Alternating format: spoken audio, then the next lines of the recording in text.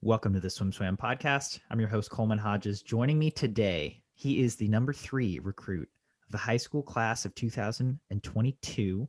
He recently, along with number 2, Josh Zakowski, committed to Stanford. He's been a rising distance star from the Sarasota Y. Today, we are talking to Liam Custer. Hey, Coleman, thanks for having me.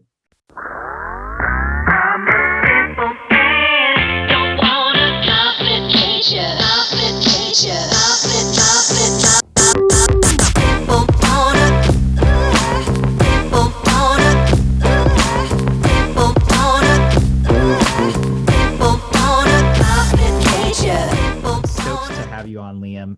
We talked to Josh the other day. If you haven't watched that podcast, go watch it after this one. It is another great conversation. But let's talk about your decision to step up and commit to Stanford. Josh, for him, this has kind of been a long time coming. He had wanted to go to Stanford at a young age, got to look at a lot of different colleges throughout his childhood, eventually landed on Stanford. For you, what was that decision process, recruiting process like? Yeah, I kind of definitely had a very different perspective than Josh did. He was kind of honed in on Stanford from the beginning, whereas I was definitely a lot more open with all my options. I always kind of had Stanford in the back of my mind since I was a little kid. I remember I even said it in my commit description that, I've been interested in there since I was 10, and me and my family, we went up to California to visit some family and drove around the campus. And I was just like, whoa, this is a crazy place to be. And so, I've always had that in the back of my mind since then. But, going into recruiting, I was kind of just, really open to all my options. And I kind of explored everywhere, and I was mainly focused on academics, and along with a great swim team program, and a school that prioritizes sports, so like football and all that stuff. But, mainly with academics and swimming being the two biggest factors for me. And so I eventually kind of honed down at the end and was kind of between, Stanford and a few other top academic and top swim schools. But, ultimately I kind of just decided that Stanford was just the best place for me. It has everything I was looking for. It's the number 1 university in the world. It has a tremendous swim team program, the amazing facility, just anything I could ever want. It was the perfect fit for me. And can you talk about how Josh affected or impacted that decision in any way?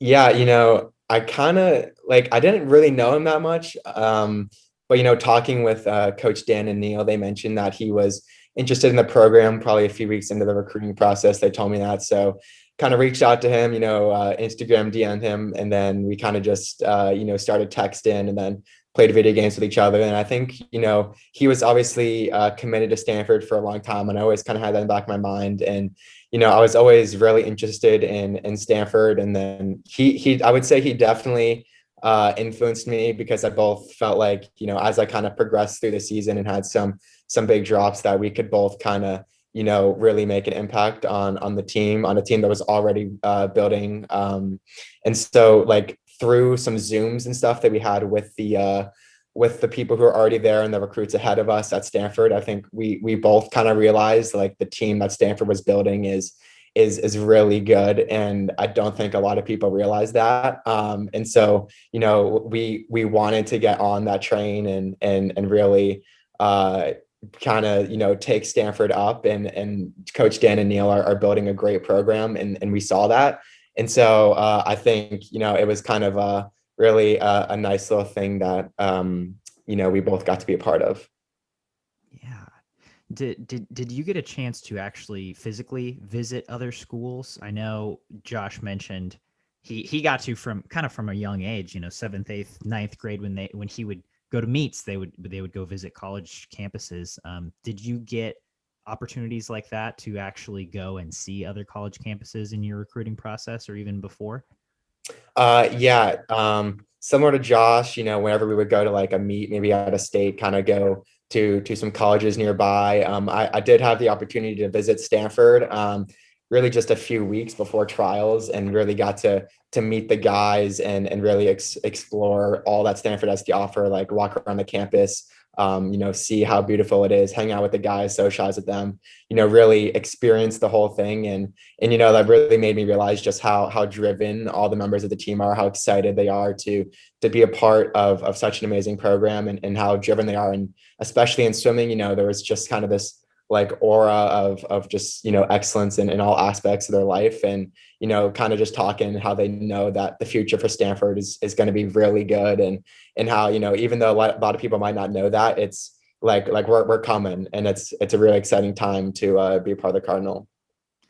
So obviously, by the time you got to Olympic trials, you had made that decision. As you mentioned, you went out a few weeks before, got to meet the team, got to actually explore a little bit.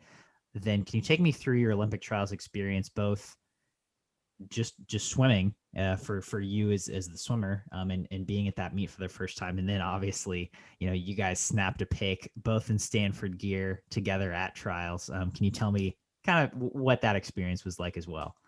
Yeah, I mean, Olympic trials was awesome. It was, definitely the greatest meet I've ever been to. Just the atmosphere there is second to none.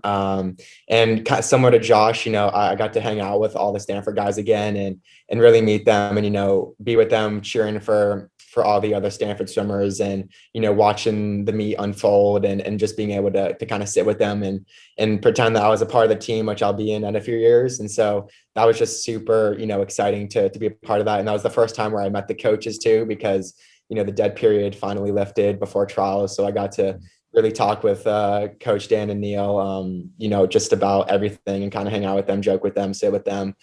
So that was really great. And then, in terms of, taking that picture, we thought we would kind of do that and commit at the same time, because, we thought we could make a statement, especially like Josh said, after like the rankings came out, we were 2 and 3. We were like, okay, I think this might be a good idea, just because we both think we want to put Stanford on the map, which it already is, and it's coming. And so we think we can bring a lot of attention to a program that Dan and Neil are already building, and have built, and are continuing to build. And so I think we thought that we could bring a lot of awareness to that.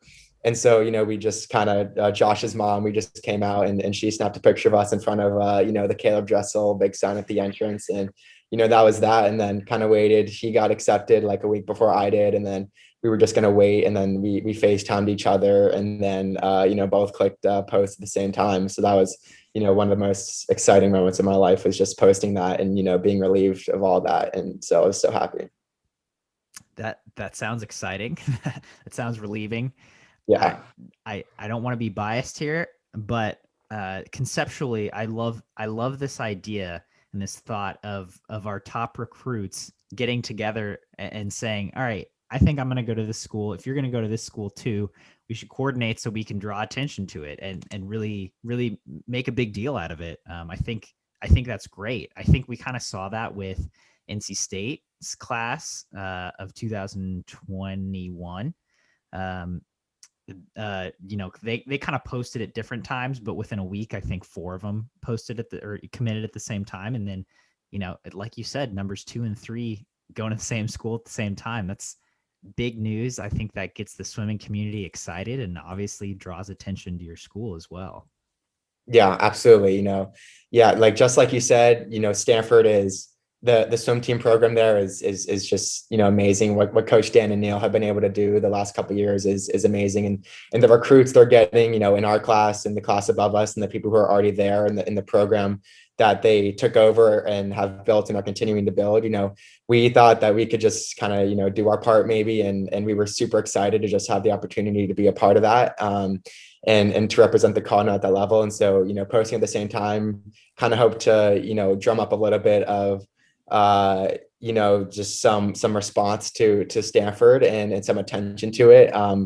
And then, just really excited to be a part of that. And, the bringing the attention there, it just shows what Stanford is doing. And it kind of, it brings people on the map. It's like, okay, maybe Stanford is really good. And I think, we're just super excited to be a part of that program. And, a lot of people might not realize what's happening. But we're coming. And so it's super exciting to just have the opportunity to be a part of that. And, posting that together just try to, bring some attention, which we hope it did. And so now, people realize that Stanford's coming, and the program that we build in our building is really special. I'm super excited to be a part of it. I'm excited to see what comes. This, could be pretty cool. As you said, sounds pretty special. I want to go back to trials for a little bit. This was your first Olympic trials. Can you tell me just about the experience of your swimming and how you kind of reacted to an event that's pretty unlike any other swim meet? Yeah, I mean, that environment is crazy. Like I said before, like all the lights are on you. There's a bunch of people just kind of watching you.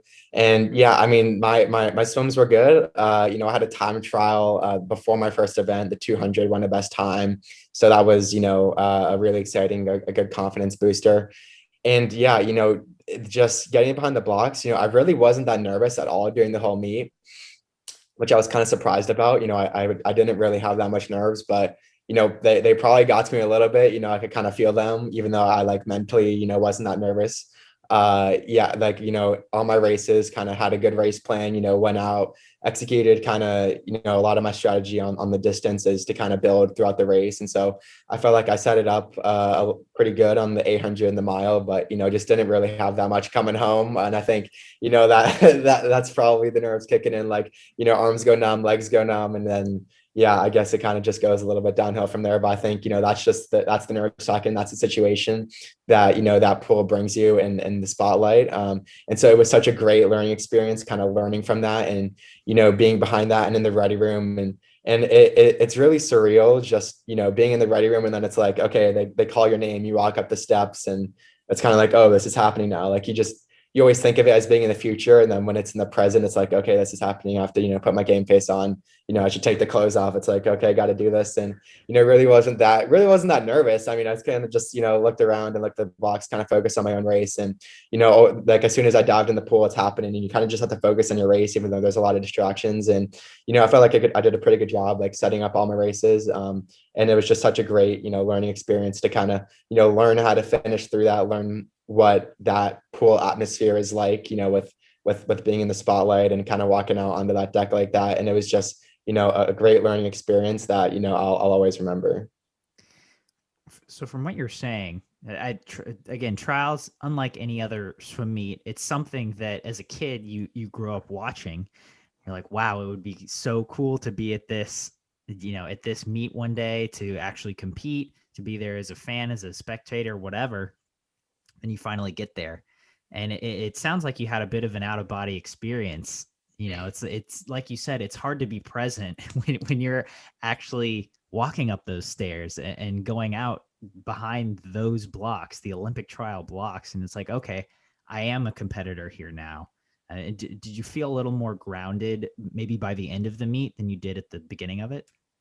Yeah, I kind of just, took it one step at a time. I didn't put that much pressure on myself because, I was just kind of there to race, there to compete, and there to get the good experience. And so, yeah, I mean, just kind of entering into it, being in like the warm up lanes, looking right as an Olympian, looking left as a national champion. Like, it's just kind of, it really is surreal, just the amount of talent that's there, and all condensed in one place at one time. And so, yeah, just kind of like walking up those steps, like, it really does something to you, I guess. Your mind kind of just turns off. I felt like I kind of just, looked around, everyone was just, deep breaths, like shaking out or whatever. Like it's, but it really is kind of crazy just, standing behind there, and, and then finally diving in and racing your race. And I felt like, by the end of the meet, it's pretty much all the same. Like I said, I won a best time in the 200, on one of the first days in a time trial before the 800 on Wednesday. I think I did that on Monday.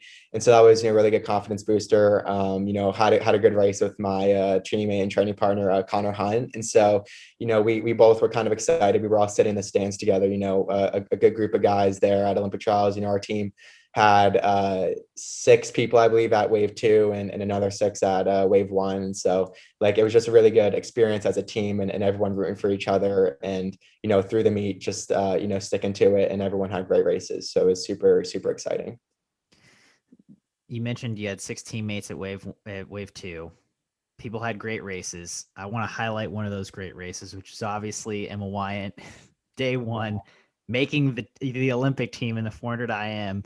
As a teammate, what was seeing that like? And also, did you expect did your team expect that at all?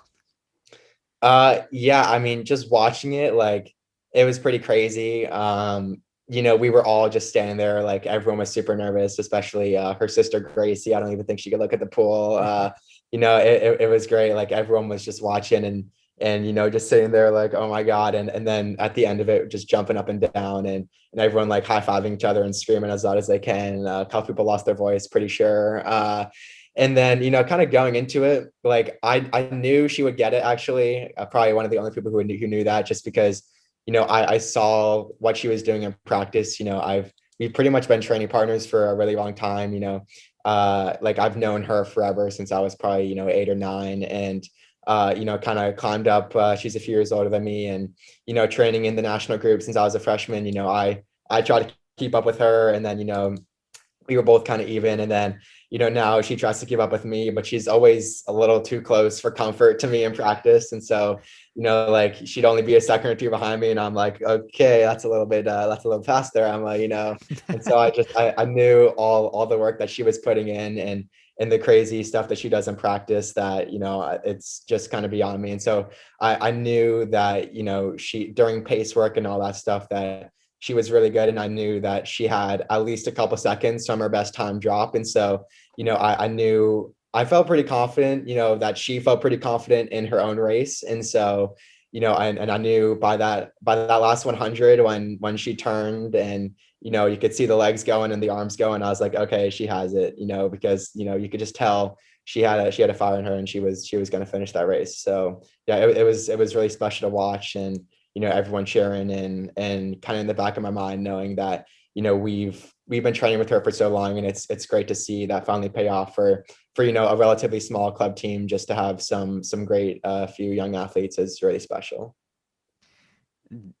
That is so special. I think, especially the two of you growing up together on the same team, and she is now an Olympian. She's going to UVA, who are the defending national champions.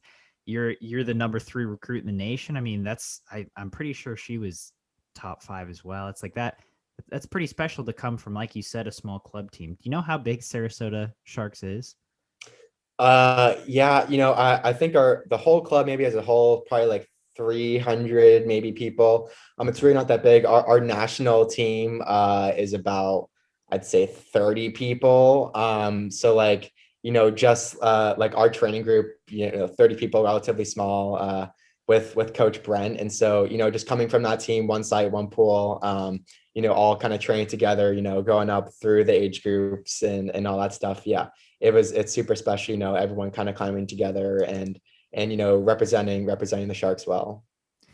I want to talk about your ascent, because even a year and a half ago, I'm looking on your commitment article. We have your pre-pandemic bests, so your bests as of March 2020, and then we have your current bests and how much you've improved. You've improved in every single event from March of 2020 to now. Short course yards, at least. I'm guessing meters might be a similar story. Every event, that's 50 through the 1650 free. 2 backstrokes, breaststrokes, butterflies, IMs. I stand corrected. I guess maybe we don't have the 100 backstroke on here. I'm pretty confident you could probably go a best time in that if you haven't already. So heading into the pandemics, obviously we didn't see it coming, but March of 2020 up until that point, I think you were at that level of swimmer where you were probably set on swimming in college. In most, if not all, major D1 programs would have been happy to have you. Where would you say you were at with your swimming in March of 2020? That's a good question because, I like to think I've always been, pretty good. But, kind of going into that, we didn't really have a short course season in March or in end of 2019, early 2020. Just Olympic year, a lot of the focus was in long course. And I never really had an opportunity to race short course. We had high school season in November, swim really well there. But, those aren't my best events, so I didn't get an opportunity to do like a 400 IM or a mile or anything like that. I had a really good, 500 and 200 IM though, the events that are offered. And then, but by the time we got to March, we were actually going to our championship meet, the state meet in Orlando. And, the end of season meet, everyone's looking forward to it, rested, tapered, shaved, the whole 9 yards. And we're going to a team travel bus. And then as soon as we pull into the hotel, they cancel a meet for COVID. So that was a bummer. Long 3-hour ride back of just pretty much silence. And then we actually had a time trial at our pool. We kind of all brought us together, and so I had some really good races there as well, but the times didn't count due to coronavirus. So a lot of the drops aren't as big as they seem, because we did have that meet, although the times might not have counted. But and then I guess I'd say there, I didn't really know where I stand. Like, I wasn't, on the SwimSwam rankings for the recruit class or anything like that. But I always kind of, wanted to be at the top of my class and at the top of, really the best I could be. And so, I really kind of put my head down during the whole pandemic, which was probably one of the best things that really ever happened to me, and kind of, focus on training and technique and everything. And, ended up having a couple good races, was really much more into swimming, and, had a couple great races. And I think I really set myself up well. Yeah, so let's dig into that. Did you have a significant period outside of the pool once everything kind of shut down? We were actually pretty fortunate in that I think it was about 6 weeks from the end of March to the beginning of May that we had off. But we were very fortunate with the location, in Florida, in the rules of our facility, where we were allowed to come back beginning of May, kind of, put back into it, and then went really hard throughout the summer. So we were very fortunate in that. Okay. So 6 weeks out, what did you do during those 6 weeks? First we kind of took a little break, as everyone did, but really, other than that, I kind of just saw it as an opportunity, and rode the Peloton every day to get the legs going. And Caleb Dressel had like an ab workout on YouTube or something, so I did that every day.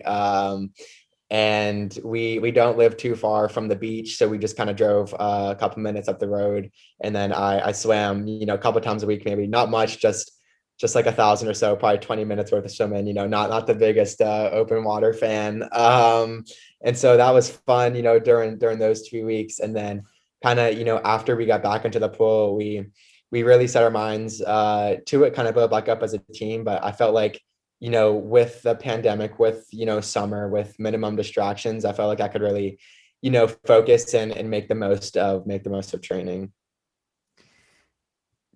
I hear you.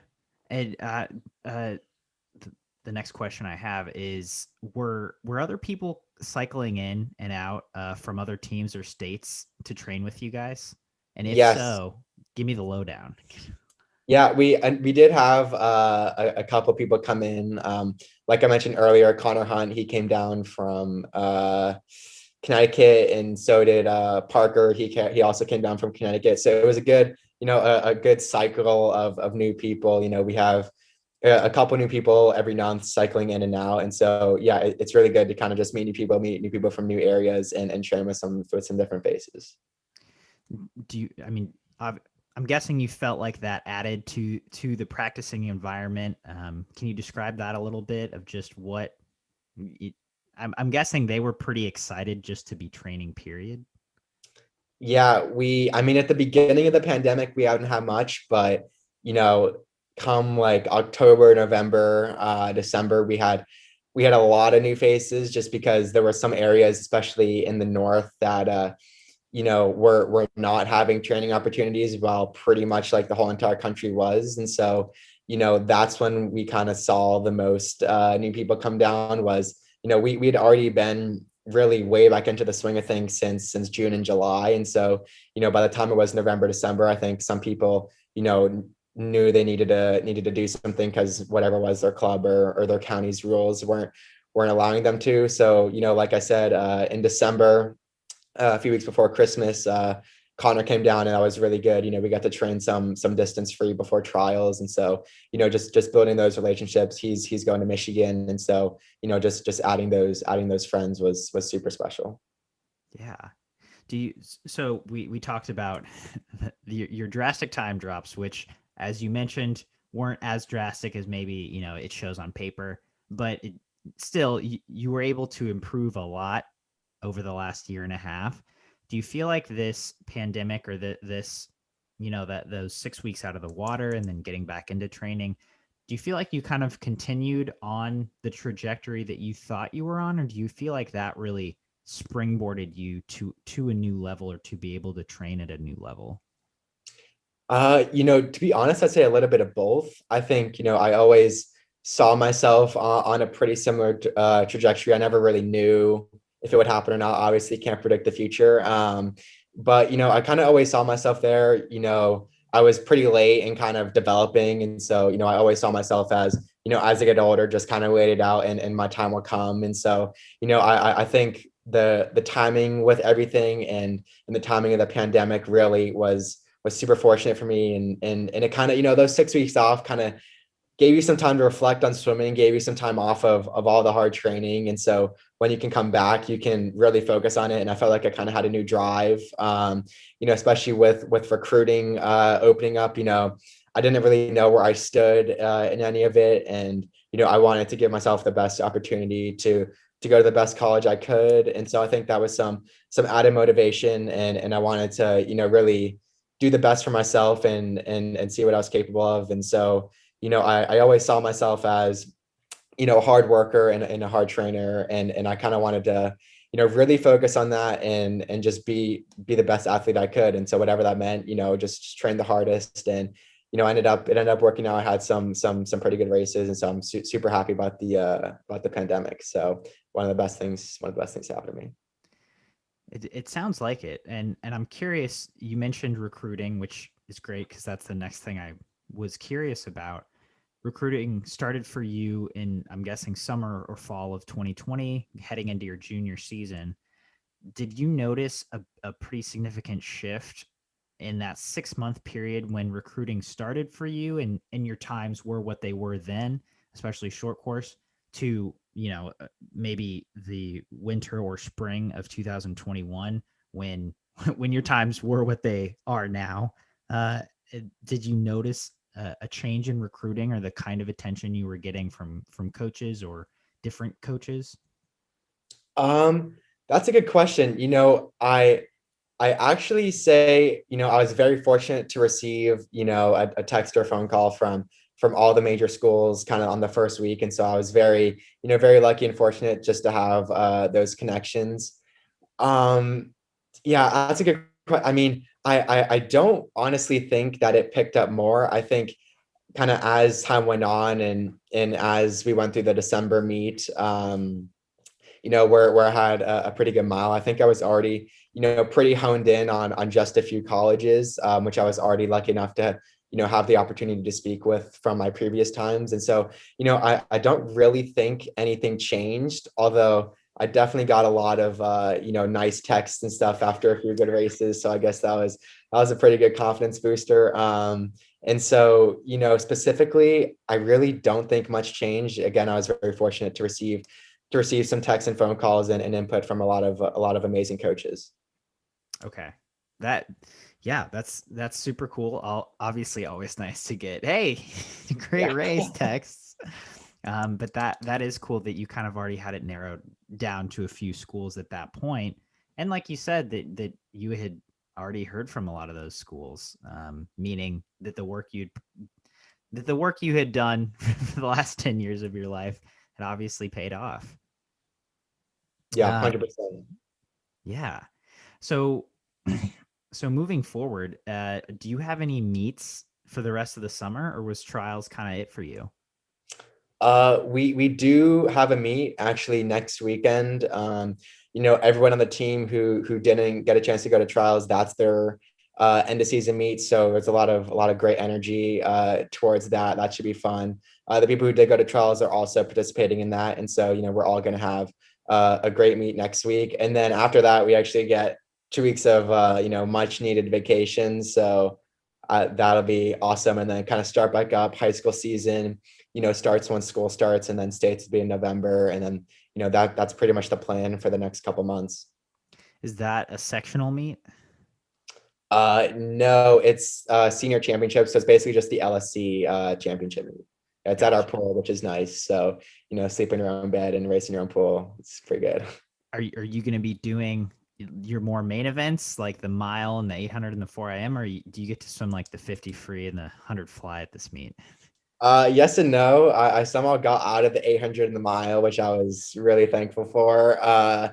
I mean, I've swam like we've had so many meets this year. We like a couple pro series and a couple meets in January, February, March, where I think I've done, the 800 a mile like maybe 6, 7 times this year, which is just, much more than I've really ever done before. And so, it's kind of nice having me where I'm not doing one of those for once. And so, and then still doing like 400 IM. I'm really trying to, get back into my IM shape because, before now, I guess I'm kind of seen maybe as more of a distance swimmer, whereas even before my mile time, I was really an IMer. Like I never really trained distance. I always trained in IM. I was always in the IM group, and so I kind of just put a good race together, and and then I started training more distance since then. But I kind of want to go back to my roots and really get the IM up along with keeping up the distance. So yeah.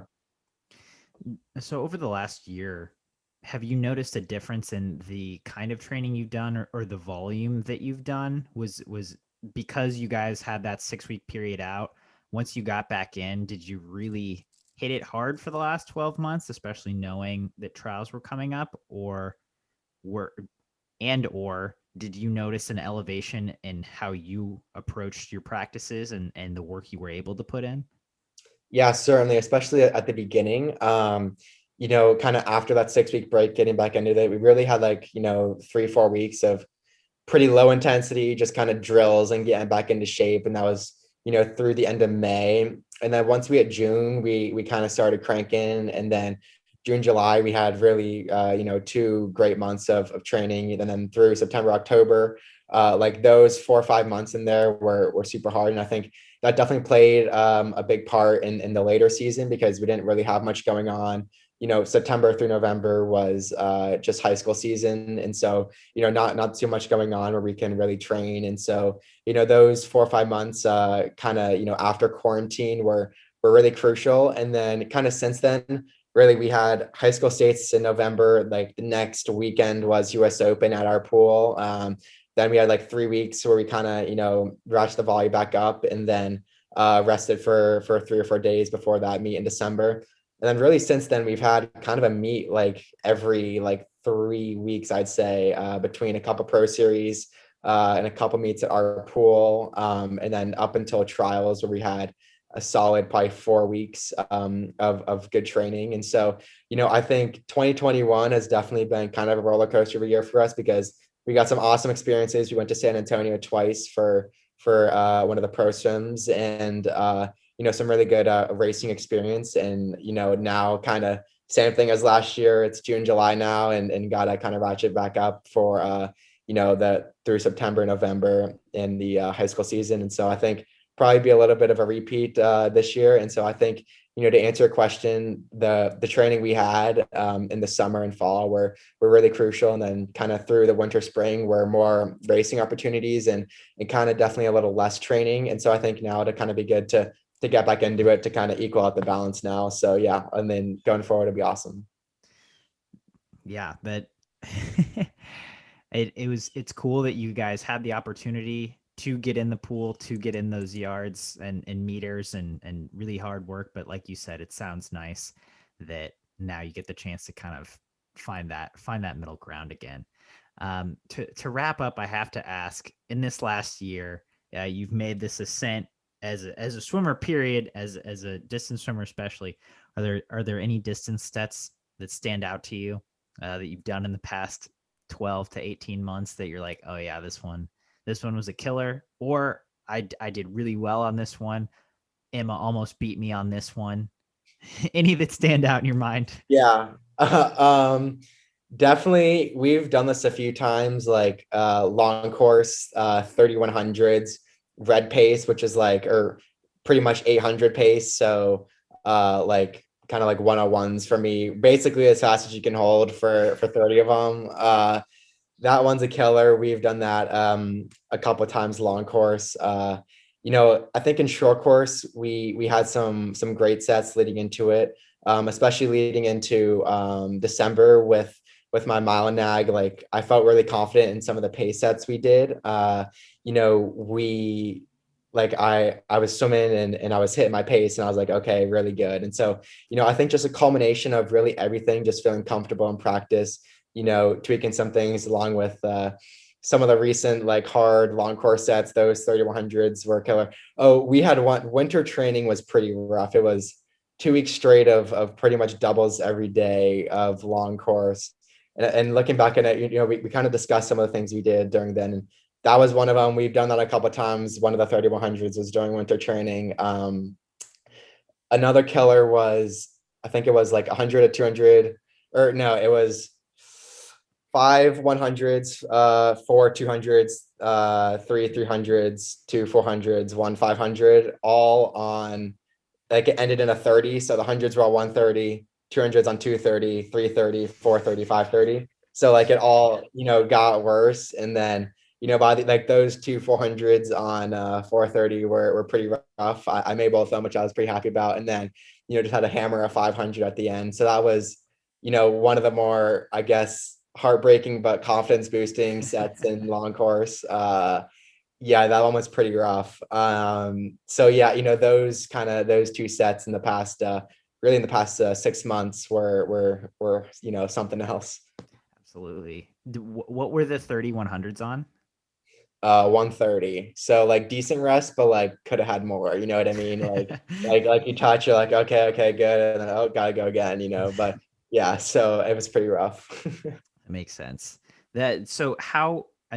What's the pool setup like when you do a set like that? Are you guys going 6 or 8 across where you've got pretty significant racing partners next to you? Yeah, depending on the group. So obviously 8 long course lanes. We have like 3 or 4 guys kind of leading the lanes, all next to each other. Probably different sets going on depending on the group. So yeah, we definitely had some great racing opportunities in practice. Connor came down. Nico, he's going to UF next year. He was taking a transfer year and training with us. And Emma and Amadeus and a couple guys below us, Amadeus and Felipe. So we definitely had a good crew to kind of race ourselves and keep pushing each other. So yeah, I mean the last 6 months, last 12 months have been pretty crazy training. So yeah. Do you guys have good pancakes in Sarasota? I'm gonna have to come down for a practice someday. Yeah, I mean, there's a lot of breakfast spots, so I'm sure you'll find something.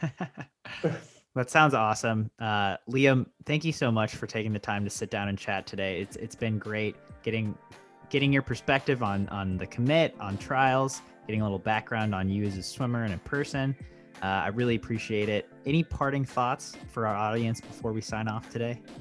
No, not really. I guess I've always seen these things going on and was always like, oh, hopefully one day I'll be on one of those, but never really thought it would come. So just super thankful for the opportunity for you having me on one of these. So I really appreciate it. And thank you so much.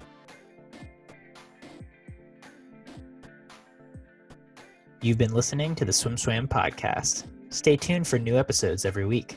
You can take SwimSwam podcast on the go by subscribing on your favorite podcast platform. Look for links in the description below, and be sure to subscribe to our YouTube channel for more videos as well.